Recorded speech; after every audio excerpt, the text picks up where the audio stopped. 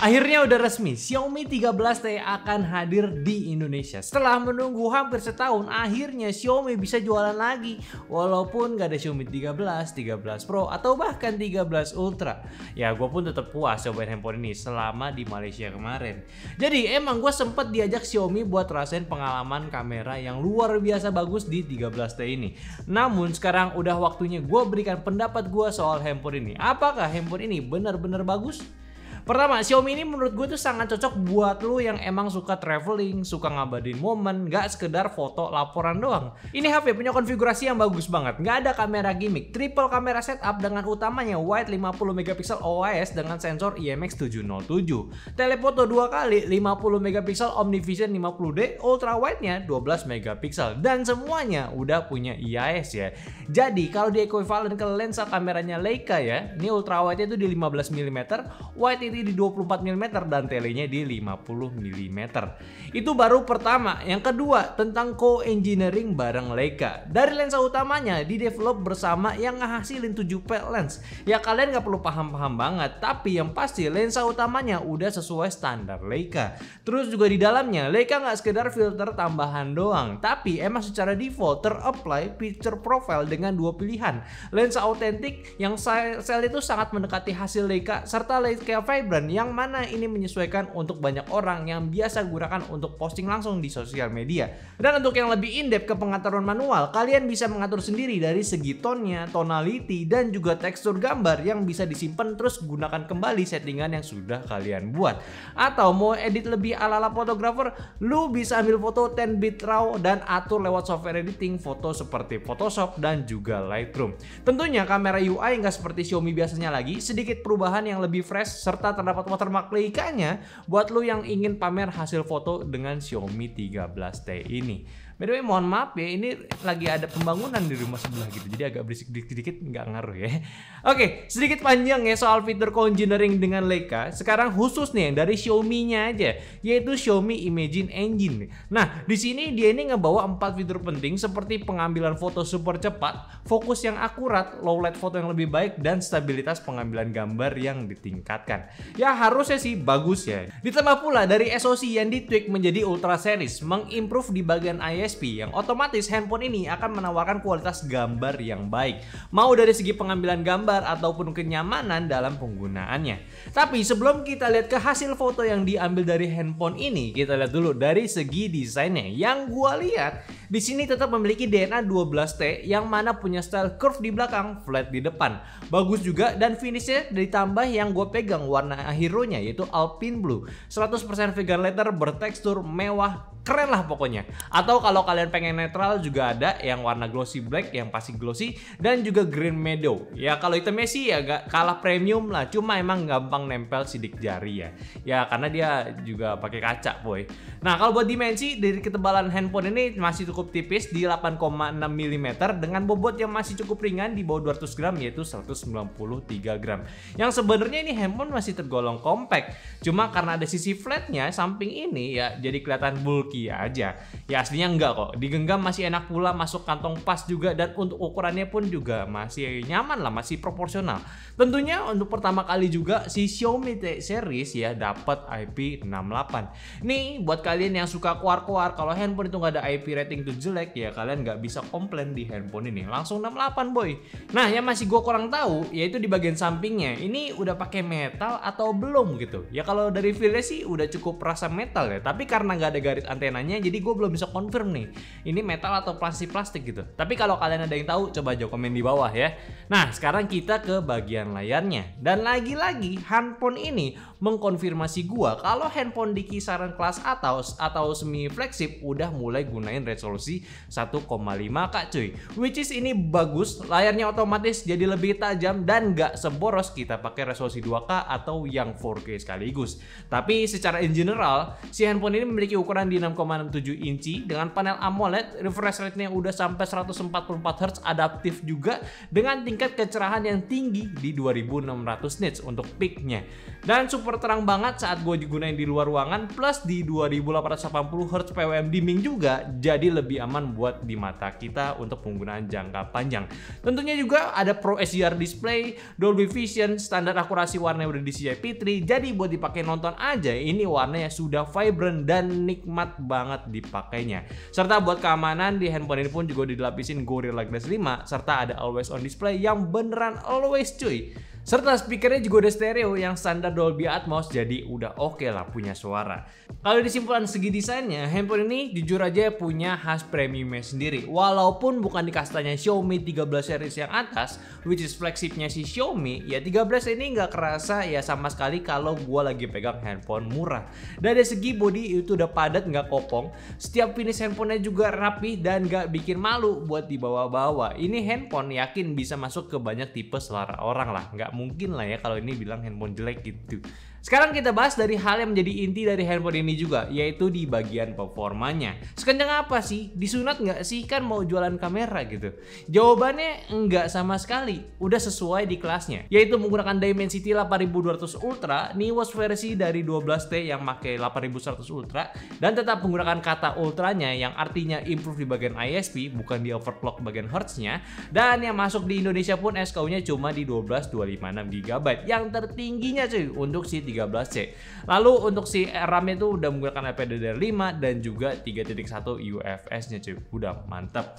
Membawa MIUI 14 juga dengan Android 13 yang udah smooth banget, ditambah battery motion-nya di 144 Hz layarnya cuy. Serta yang super menarik, handphone ini udah membawa 4 kali Android update dan juga 5 tahun security patch ya. Hal ini menyetarakan dua tipe kompetitor di handphone ini, yaitu pertama, handphone lain udah mulai kasih 4 tahun kelancaran handphone, which is different ya, tapi sama-sama bagus buat penggunaan handphone di jangka panjang. Dan juga 4 kali 5 tahun ini udah tahu dong gua mau refer kemana ya. Xiaomi sekarang udah nggak mau kalah bre.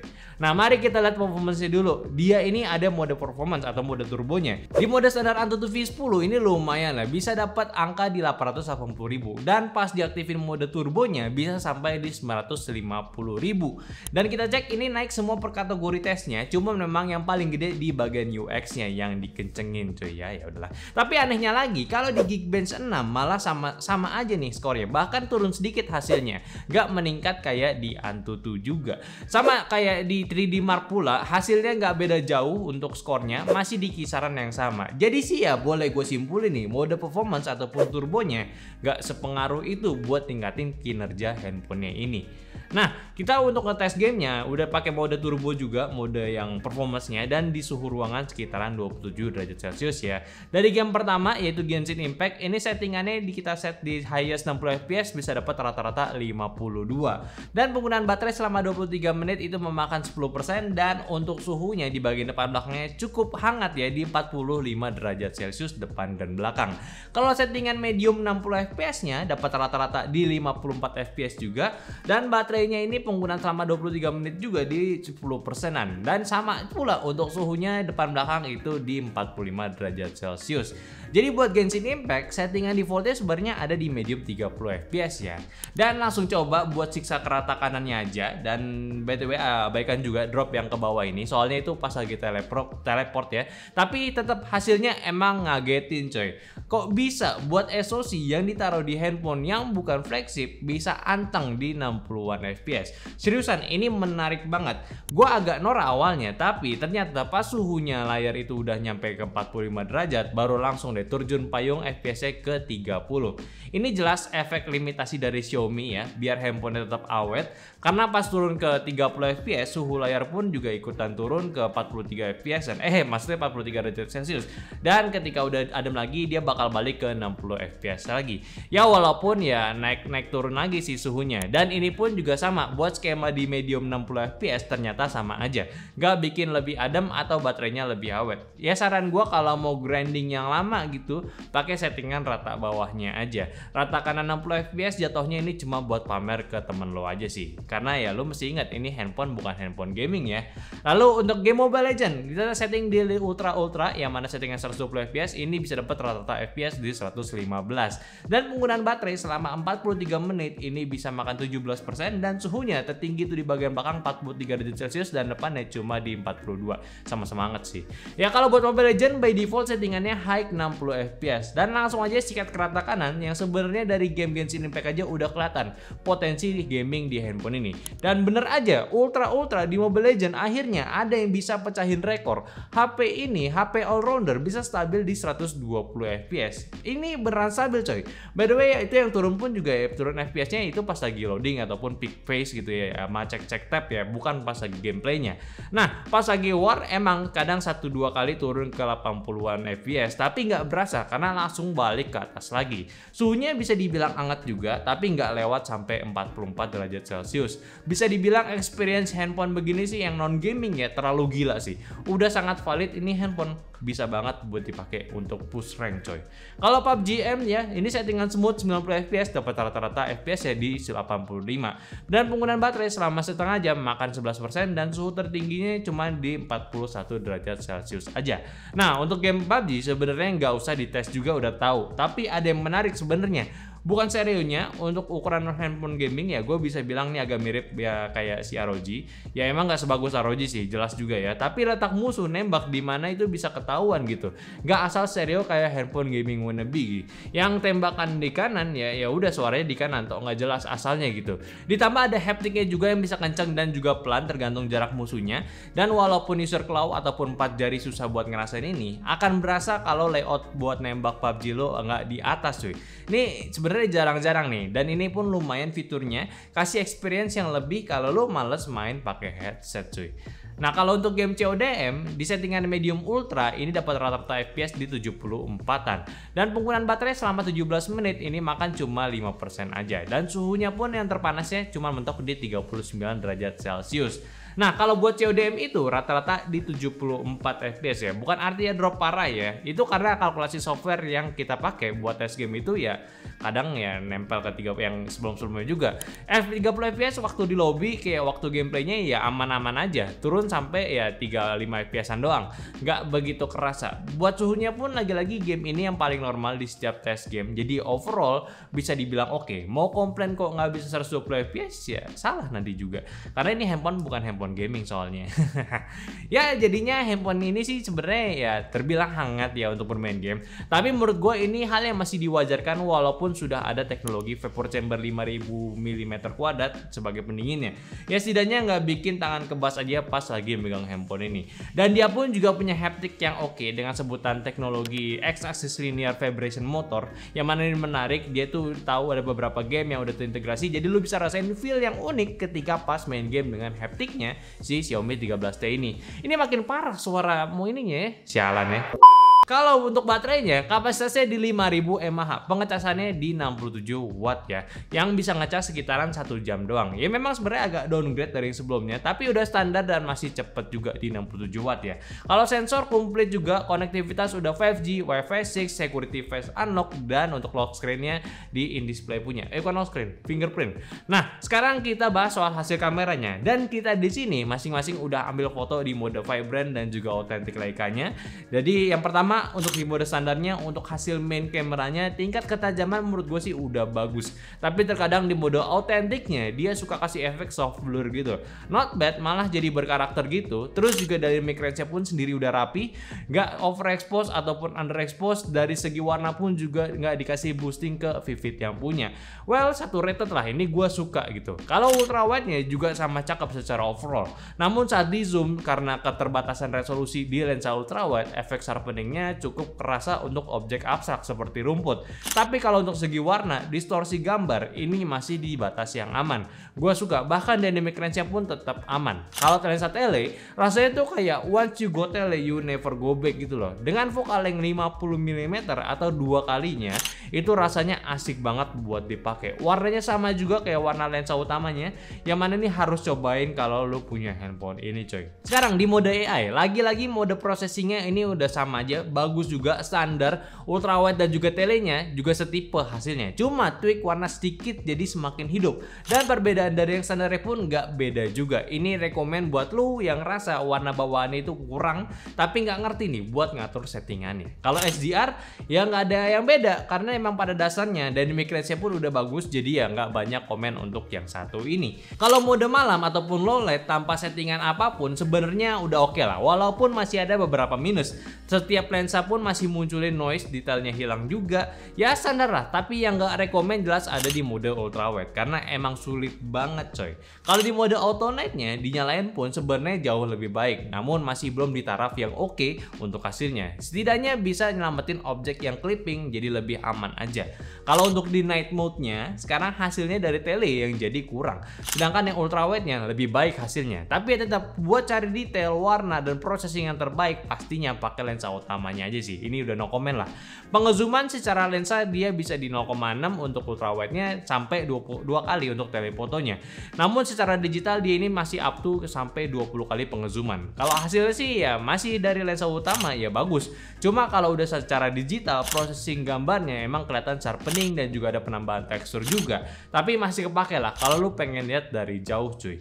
Kalau mode portrait, Leica juga kasih 3 settingan lagi untuk mode ini yang tiap modenya nggak sekedar beda focal length aja, tapi ada mode filter portrait kayak khusus gitu. Itu bagus lah buat kreasi yang berbeda daripada biasanya. Dan sekarang videonya udah up to 4K 30, belum 4K 60 ataupun 8K karena itu ranah flagship. Tapi dengan adanya OIS pada kamera utama dan EIS di semua lensa, ini jadi sangat menarik buat lu pakai. Dan juga menariknya pun dia juga bisa pindah antar lensa pas lagi perekordannya coy.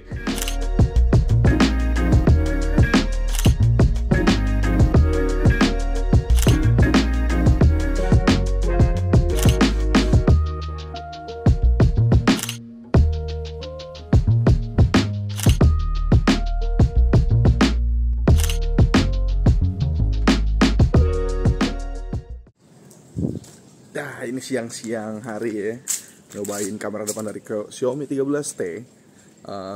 Ya ini terbatas di Full HD 30 fps aja sih. Ya, ini hasil kameranya, mic-nya juga lumayan, awannya juga ke cover gitu. Gokil, highlight muka gue masih ada. Emang terbatas di Full HD 30 fps aja sih, tapi ada yang menarik karena dia punya teleprompter. Bisa dimunculin aja nih. Nah ini gue mau lihat settingannya, ada teleprompternya nih. Nah tuh, jadi lu bisa nulis-nulis script di situ sambil ini sih kayaknya fungsi buat TikTok sih, kayak lu mau nulis apa script gitu ya sambil baca, tapi masih kelihatan lebih natural gitu. Bisa pakai teleprompter ini. Nah, udah. Sisanya sih ya udah sih standar aja HP Xiaomi Full HD 30 fps gitu. Karena ini ingat bukan flagship, walaupun kamera belakangnya emang sadis ya, bagus juga Leica. Tapi ya kamera depannya ya standaran aja. Udah itu aja, balik lagi ke studio, let's go. Nah, kalau kalian tanya, gue mendingan yang mana antara profile Leica Authentic dan juga Vibrant, ya jawabannya ya keduanya punya kebutuhan masing-masing.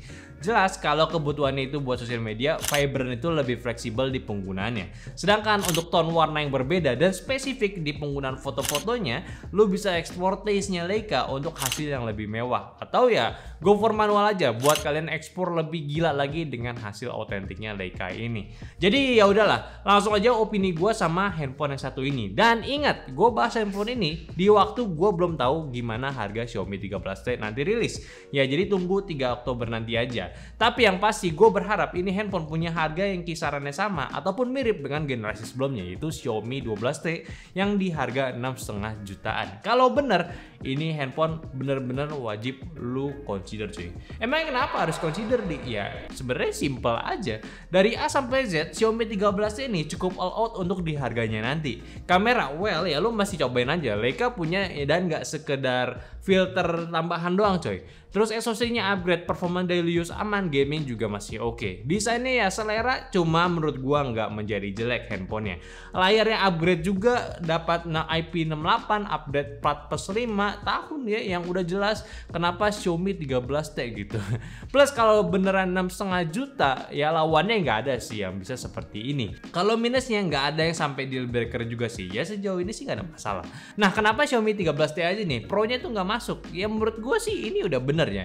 Adanya 13T Pro harganya lebih mahal, gua rasa agak berbahaya buat Xiaomi gas kedua handphonenya ini di masa keuangan yang banyak orang ini lagi sensitif-sensitifnya nih. Makanya sekarang kalau bisa sih kasih harga bagus dengan spek yang bagus. Ya kayak dapat gas aja gitu. Kayak Poco F5 kemarin gitu saudaranya. Udah bagus banget itu handphone. Dan walaupun Xiaomi akhirnya kerja dan jualan cuma dengan satu handphone ini aja, ya gua nggak hitung si Redmi ya karena beda line up. Xiaomi 13 ini nggak mengecewakan lah, tapi bukan berarti Xiaomi itu terus jualan T-series aja nih ya, yang number seriesnya lagi lah tahun depan kalau bisa gitu. Jangan mentang-mentang udah 4 kali Android update, 5 tahun security patch, malah biarin aja nggak usah launching lagi di Indo gitu tahun depan. Ya mending dapat handphone update setahun aja sih, tapi handphonenya ada yang baru terus kayak si itu gitu. Saat ini gue bisa katakan Xiaomi 13T itu smartphone yang udah bisa ngejaga di semua sektornya dengan baik, plus extra point di bagian fotografinya, yang ngebuat untuk di kelas handphone ini ya nggak ada tandingannya. Ya sebenarnya sih balik lagi lihat harganya nanti. Ya sekiranya di harga 6-7 jutaan kalau beneran ya jelas lo nyari handphone di range harga segini beli aja.